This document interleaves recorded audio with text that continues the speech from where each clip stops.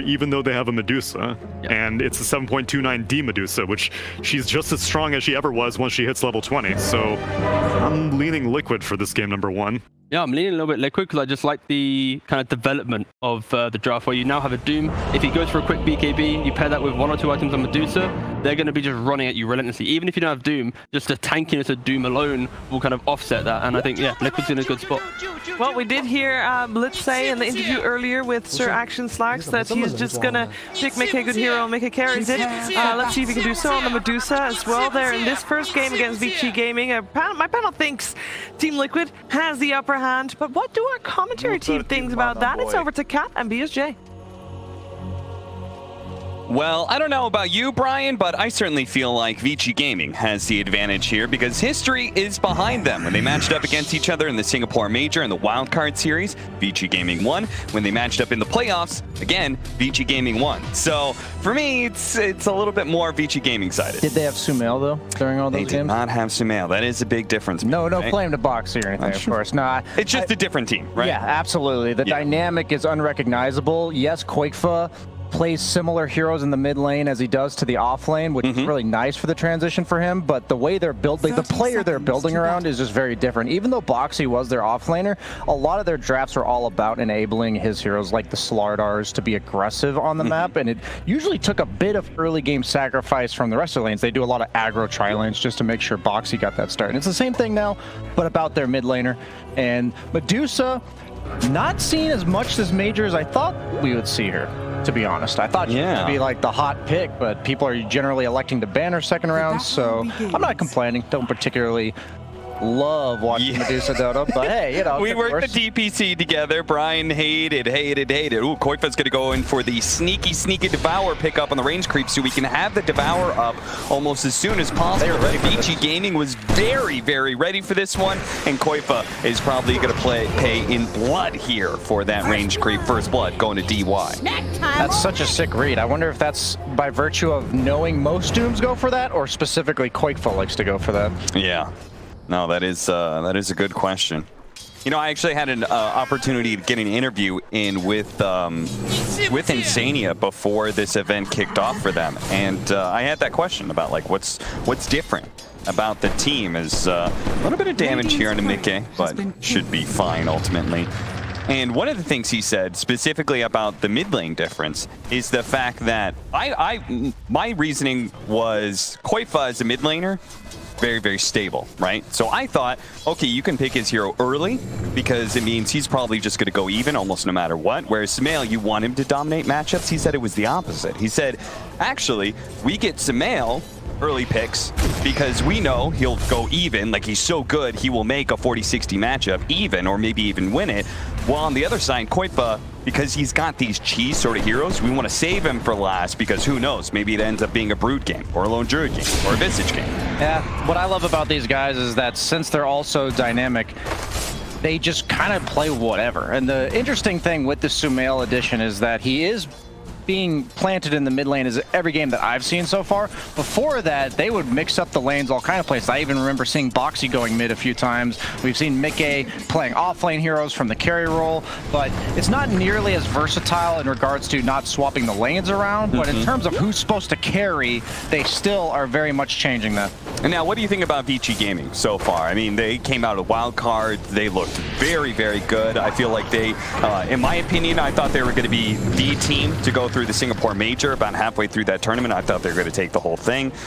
They just look like a solid roster, right? Yeah, so far watching PSG LGD, I can see why Vici lost to them, meaning in the DPC season itself. That both teams had the same record, but they lost the tiebreaker. Yep. So I'm been thoroughly impressed with PSG LGD, and I wasn't sure, based on the wild card, whether or not that would translate further in, but purely by virtue of being forced to a tiebreaker against LGD, I will give VG my praises here. Okay.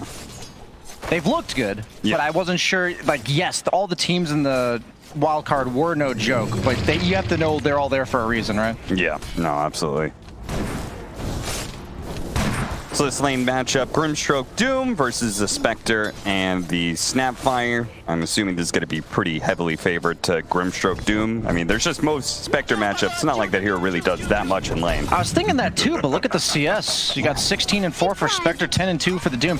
I think in a normal lane, it would be totally in favor of Doom, but because of that death, where he was trying to cut the creep wave, it makes such a difference. Yesterday, in the first rendition of Secret versus Team Nigma, Matu got like 3/4 of his HP lost at the runes in the first version, and then lost his lane. And then when they ran it back, he didn't do that, and then won his lane. So these early game little mistakes can definitely cost you heavily in the early stage of the lane. And of course, we are joined by our third man, the Observer, JJ, which, JJ, it's good to have you here. DY by question.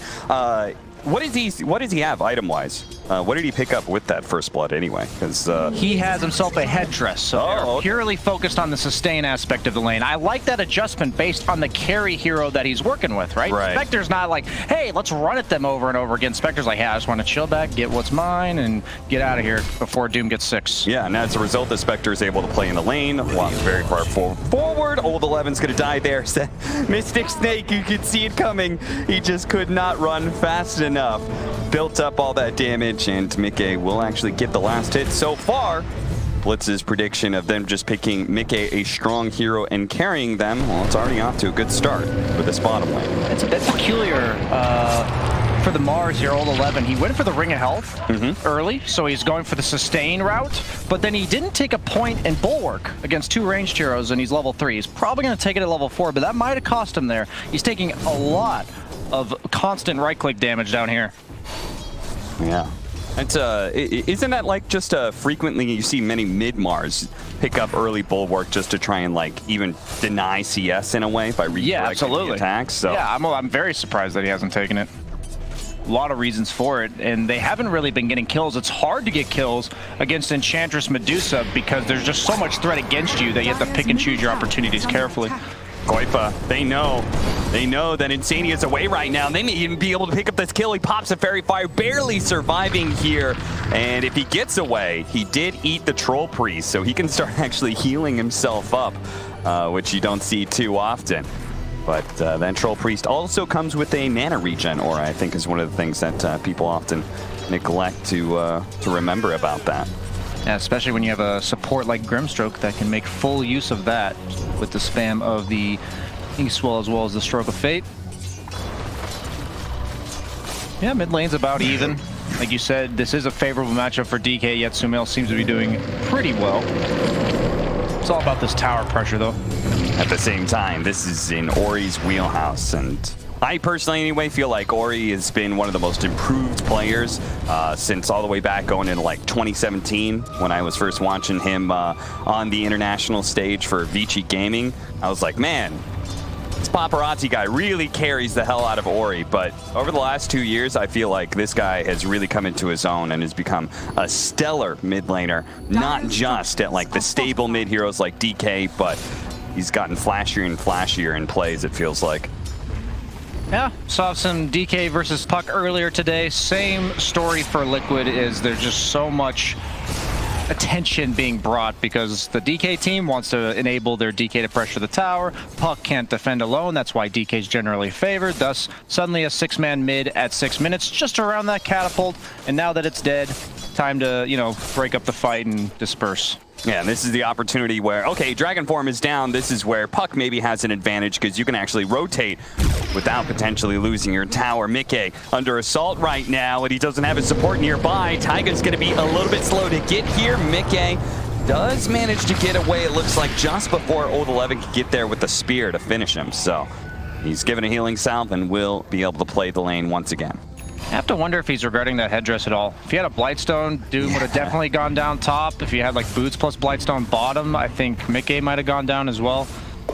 It makes sense why he bought it. I was praising it because it goes well with your carry, but you have to consider that after the game if you might adjust that next time around. Yeah, just the hindsight. He probably wasn't expecting those opportunities to be able to kill a Doom with a Spectre, but it shows up, and then he's probably sitting there going, damn, Blightstone would have got us there. Yep, they almost have 6 on Mars. He's going to get it from this creep wave. Spectre just TP'd home to make sure he's full resources with Haunt available. So yeah, they're definitely going to make a move here. He doesn't actually wait for the level 6 because his supports have found the opening on Taiga without that. So it does mean they may miss their kind of opportunity to see if they can get a sneaky kill on the Medusa. Mickey is going to be playing a little bit more passive. Haste Rune for DK. Haste Rune for DK. He's coming down to this bottom lane. They are going to run at this Medusa. And yeah, he's out of there. Yeah, that ward spots it, so this is bail time. They know they have Haunt, so you effectively have 5 heroes here on the side of VG. Did you see, by the way, that they blocked the easy camp? Vici Gaming blocked the easy camp that's on the Radiant side. So many mid laners use that easy camp for just a little bit of extra golden experience, and this is one of the only times I've seen a team actually feel like that's important enough to block. We were hoping to see that be an evolution of the meta when we were watching DPC, and never really came into fruition. More teams, it's effectively the century worth of gold every single time the camp gets blocked. Most people are clearing it every minute on any nuke hero like Puck. It's just so efficient. Yeah. Because it's right there. You usually launch the nuke while you're farming the creep wave of the mid lane. It's that close. It's a lot of levels, the small camp. It's not a ton of gold, but in terms of how much effort and time it takes, it's just so good for accelerating that like 9 to 10 level mark. Yeah, I've watched many a support player I was just talking about. I was watching Jin Q carry on Lina in the mid lane, and I swear half of his laning phase he wasn't even there. He was always hitting neutrals. Doom being used, but the Spectre is very close to the tier 2. I think he thought the Taiga was going to be there to be able to get the slow of the enchant, or maybe the golem. He would steal a golem and throw a rock, but either way, that's just a totally wasted ultimate as a result.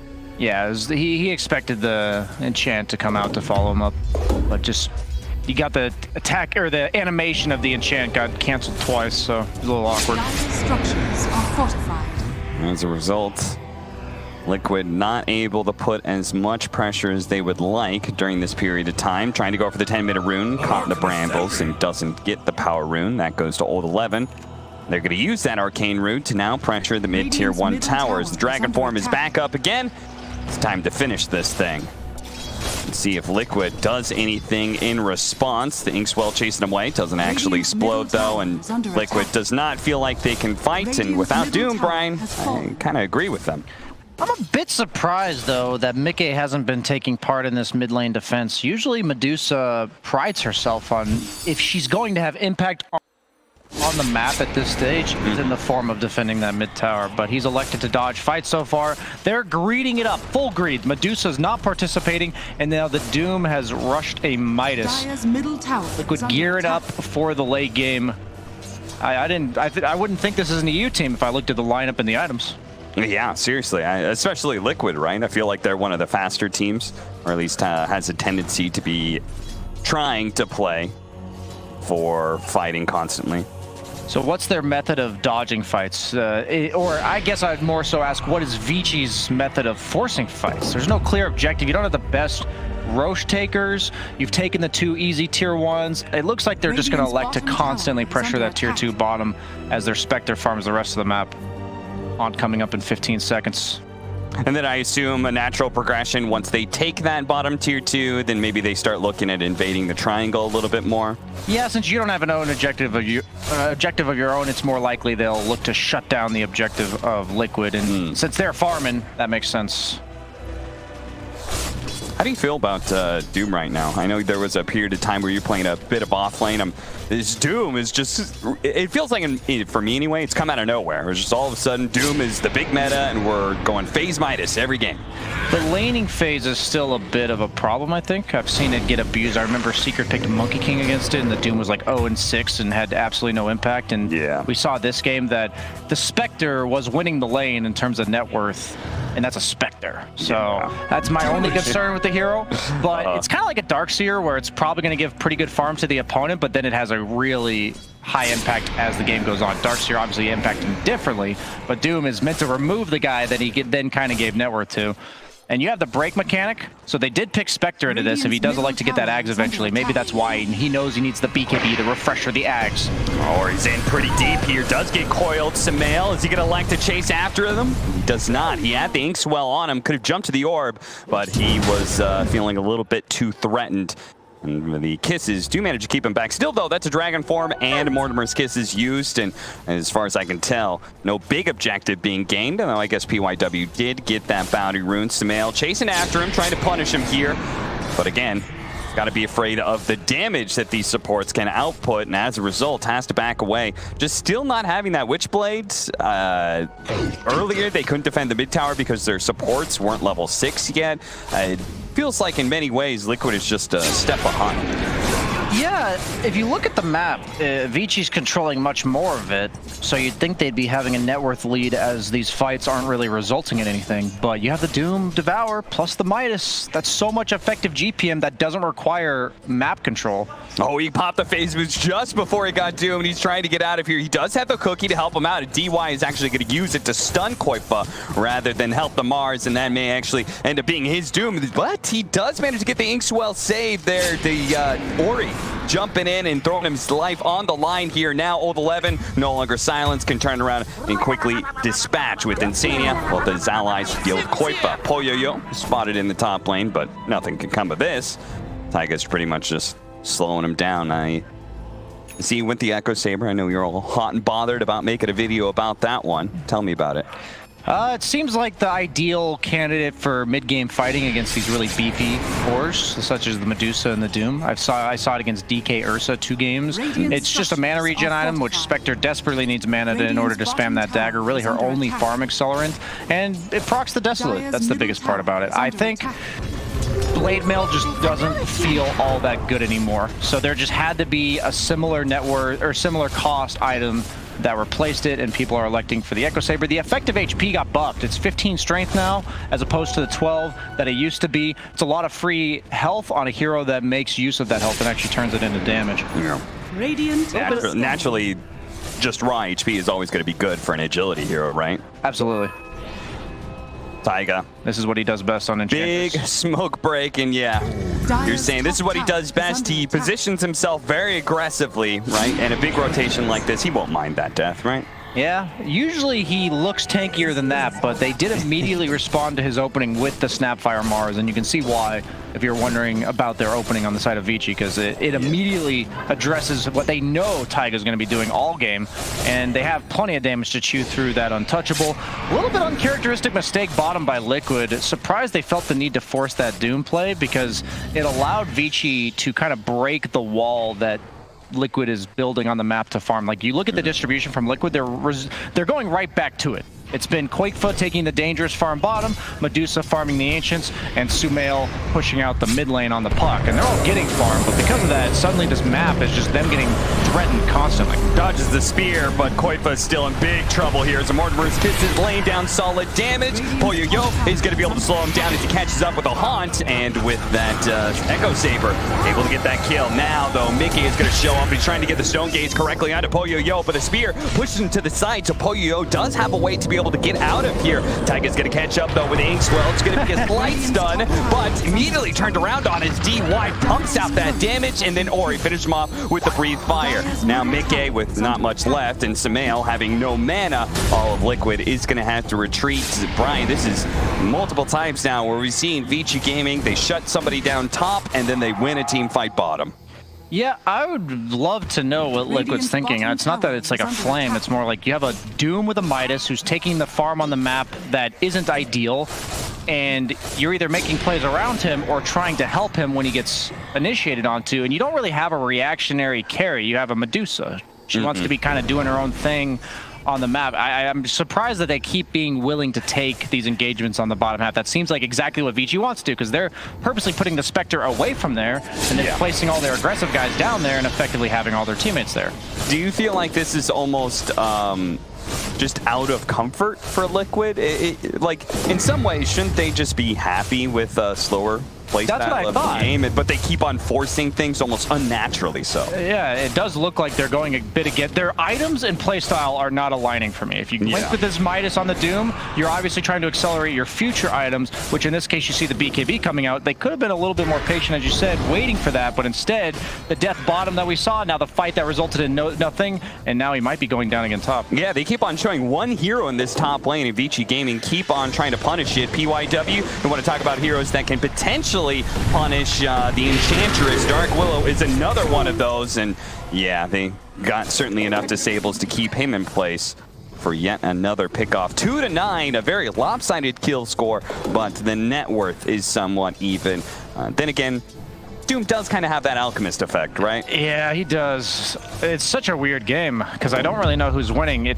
My gut says that Vici would prefer the status quo of the game right now, and Sumail's queuing up the Blink. I wonder how this timing is going to work out, because usually with Blink you're trying to catch these elusive heroes that you can't quite reach. But you're dealing with a Spectre, a Mars, and a DK cores. They're not exactly trying to dodge your coil, they're just going to tank through it. So I guess he's expecting that extra bit of distance to allow the Medusa to stone gaze in, and that will be the actual punish. You know, one thing that I've always felt, you know, being an offlaner and playing Doom, was that I like pairing up with somebody who has just any kind of catch, right? Because the biggest fear is that I Doom him and he just runs away. That's already happened several times already. They've got Puck. That's like the best catch hero that you could possibly throw down. That is the quintessential, like, I want you guys to stay in this spot with the coil, and I just haven't really seen them operate on the same side of the map when they've got their ultimate. It's because the lane shove is so much in favor of Vici. It's the momentum of these matchups. A lot of times counter matchups are ones where whenever both heroes walk at the creep wave, which one pushes it, and DK always is favored against Puck there. So Sumail was kind of glued in the mid lane for a super long time, and now they're finally trying to free that up with the smoke bottom, 3-man smoke from Liquid. They know where Taiga is, and Taiga now knows where the ward is, though it's probably a bit too late for this life, as he's going to be run down by so many Vici Gaming members. But Liquid, they're all here in force, and they've got Koifu with a BKB, a nice 2-man coil as well. They're going to throw out the Doom, they're going to throw out the Soulbind, and this is probably going to be a dead DK, though he is so tanky, it's going to take a while, long enough that Poyoyo can now join in the team fight. In fact, a Cookie over the trees. They do know where he is, though, and they will manage to finish him off. Old 11 trying to hold his ground there, throws out the arena. Mickey actually pops a Manta there somewhere in the spear and managed to prevent himself from getting stuck to the wall, but it's still out of mana. Poyoyo is sticking onto him. He's not letting him get anywhere. Koifa trying to hit a stomp, but it's dodged by Poyoyo. Then he gets the Cookie, the lift onto the Medusa. A spear back from Koifa, who's now low, but the Mars is finally finished off as Taiga comes back into play now. Koifa low enough that Poyoyo can go for this kill, but they're all trying to dodge. Taiga, he's glued next to Koifa right now, trying to heal him up, and he managed to keep him alive against Poyoyo's insult. Finally, Liquid wins something in this game. They win a team fight. That was crazy. That is the nerf to Medusa coming into play, though. They swapped her Mystic Snake cooldown, or Mystic Stake.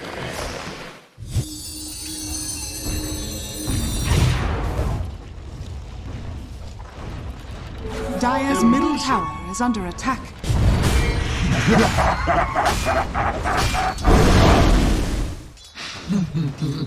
Mickey dropped without pretty much anything happening to Poyoyo, but the rejoining of the fight from Taiga, that Holy Locket. Yeah, that's, man. That DK was so tanky, but at the same time, because Poyoyo wasn't there right away, DY didn't have his ultimate just yet, Old 11 with the late arena and such, it felt like because of cooldowns, like if Vici Gaming had all their cooldowns and heroes there, they probably would have smashed that team fight, but everything was so delayed that Liquid managed to even bring Taiga back into the team fight after he was the initial death, and as a result, they get a resounding victory, a 1-for-4 exchange. They may have lost their carry, but this is very good. Back into the game, we see immediately they're going to have a Terrorize Arena combination laid out. The Medusa still has plenty of mana to work with. In fact, he's got the Inkswell that will stun up the Mars. The Snapbar is going to be targeted by him as he pops that ultimate and is going to be trying to keep Vici Gaming back while they focus on Old 11, but he's super tanky thanks to that Bulwark. He's going to use the Eul Scepter, dodge on the damage. Koifa popping his BKB as Poyoyo looks to chase him down, threatening the Doom, but not quite pulling the trigger. He wants to make sure Liquid can actually keep Poyoyo there. Meanwhile, Sumail has been trying to deal with the Mars in the back line. See, once again, given the Inkswell, but doesn't feel comfortable enough jumping forward. As a result, that was a buyback on Taiga and a death on DY, ultimately just a support trade-off. Yeah, the thing that's palpable for me right now is that Medusa nerf. I know I mentioned the bottom fight, but the Mystic Snake, you can tell it doesn't last nearly as long, even though it's only 0.2 seconds. It's an ability that you're spamming, yep. And he's also just constantly sitting in half mana, and he's not comfortable throwing it out over and over again.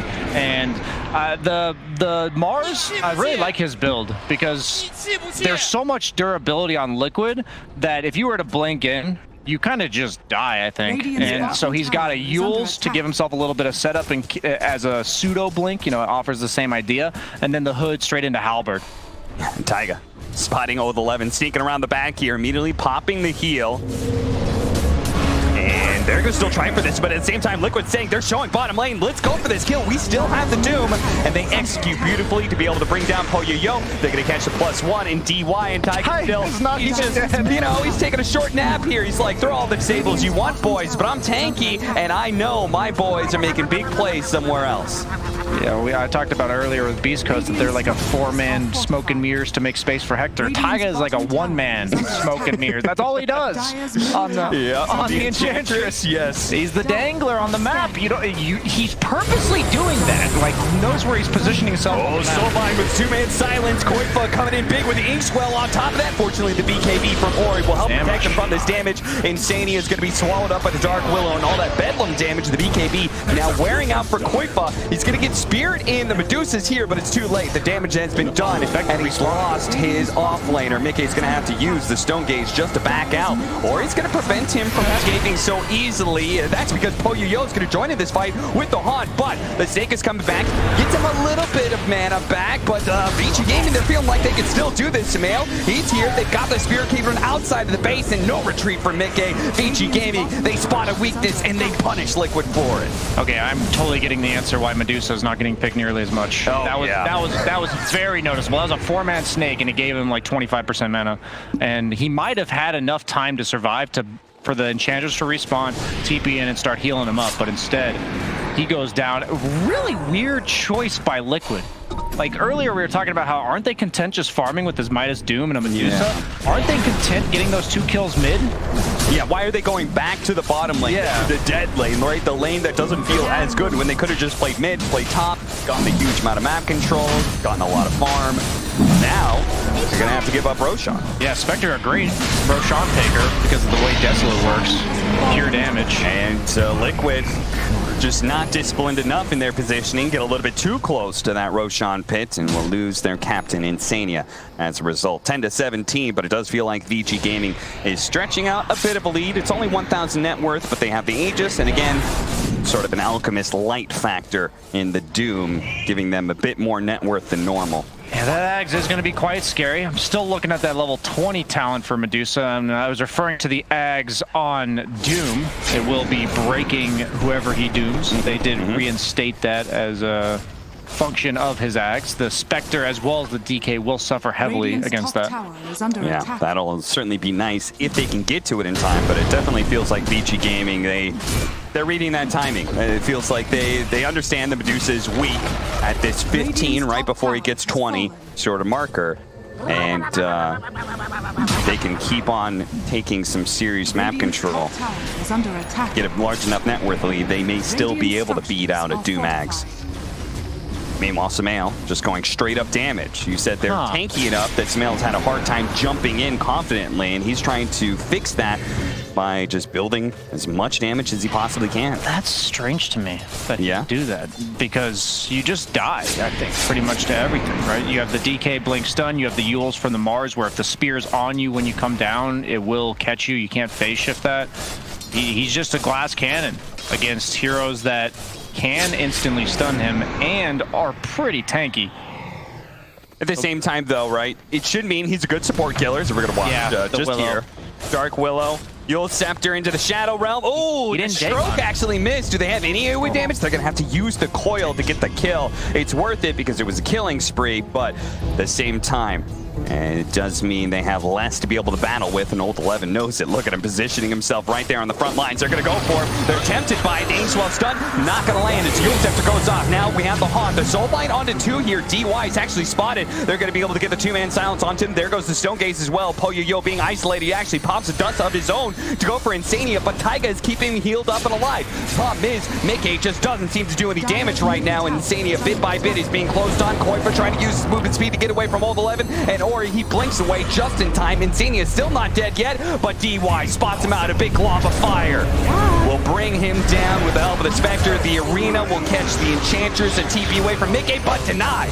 They've got a Yule Scepter from a Old 11. It just keeps on showing up. DY is going to die as Mickey turns around. Managed to get a really good save, a really good stop from Koifa as well, but Koifa, he just cannot take the assault of damage that is coming from Poyoyo right now. Mickey's doing a good job though, as he turns onto Mars, will manage to get that kill, gets a little mana back for it, but Poyoyo is not going to be deterred. He's on his second life, throws out the dagger, not going to find Mickey, spots him though.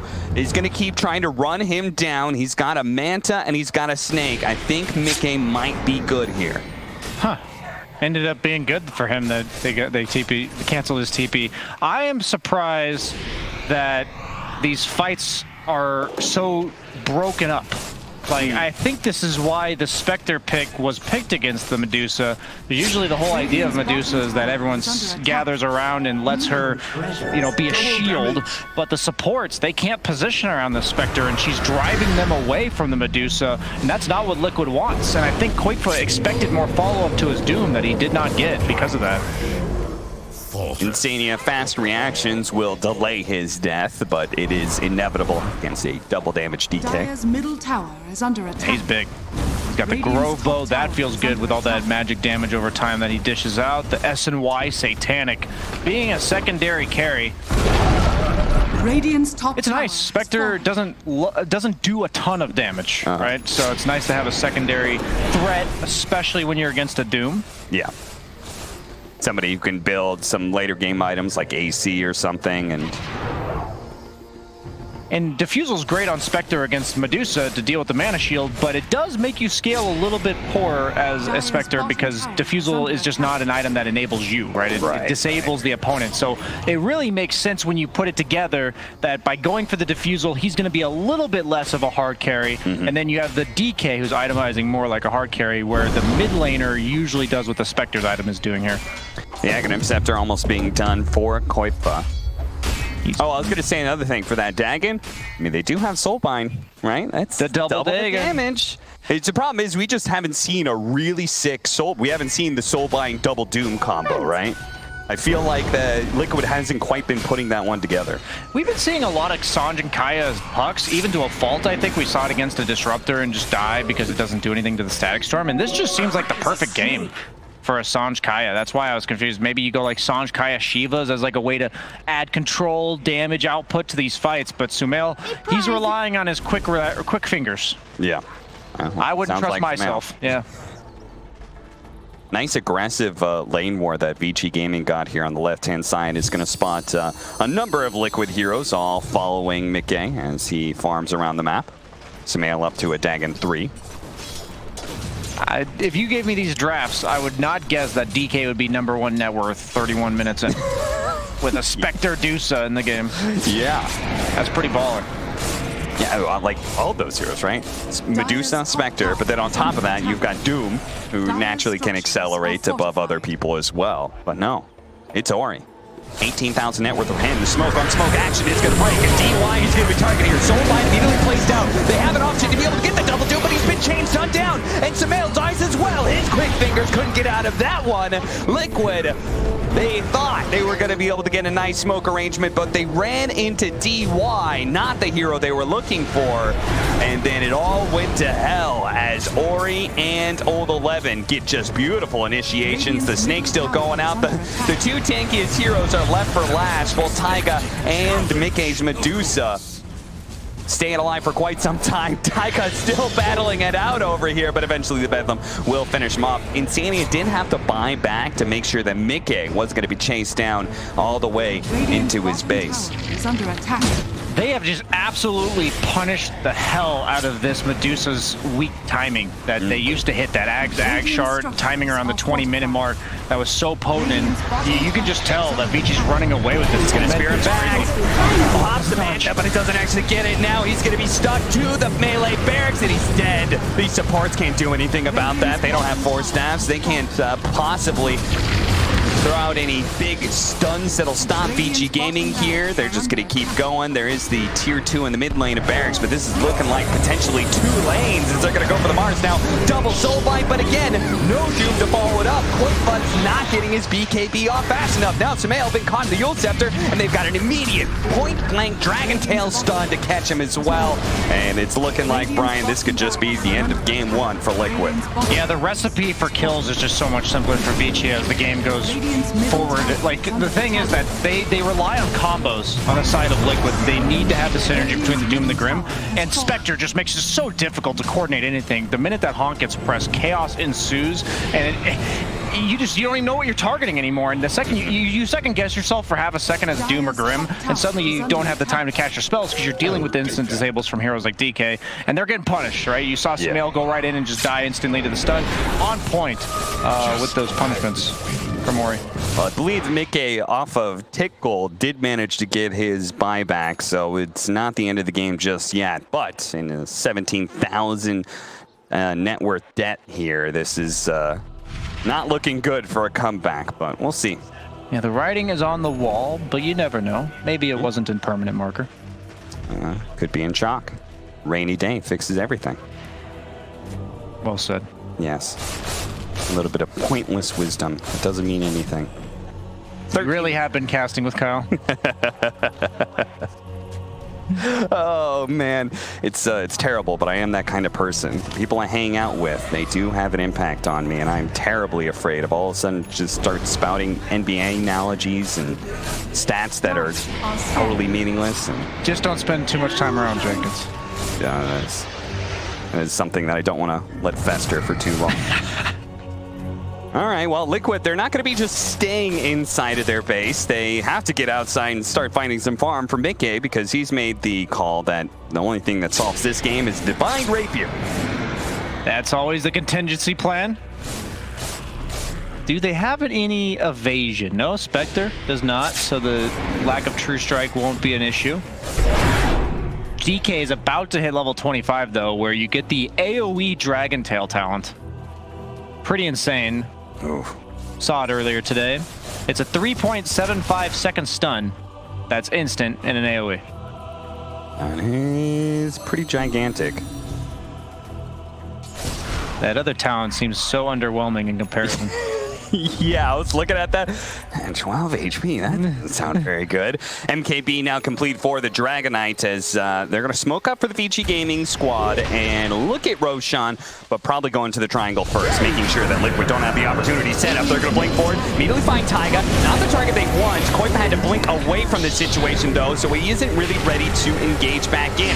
Midgate's now going to be the target. They're going to pop the Stone Gaze. They do manage to get the two-man coil, but no Aghanim Scepter, so Ori's just going to pop his BKB and walk away from it. They want to make sure they're not soulbound together. Now the soulbind goes off, and again, Qojqva being chain stunned up doesn't get his Doom up. This has been 3 team fights in a row now where Qojqva hasn't been able to get that combo that they've drafted from the get-go. Sumail this time, at least he survives, but this is just... it just feels like Liquid is just not feeling right this game. Yeah, I was just about to say, that was going to be my first comment, that Liquid is just looking a bit off. Yeah. I don't know if it's the quality of competition of the tournament. That could absolutely be the case.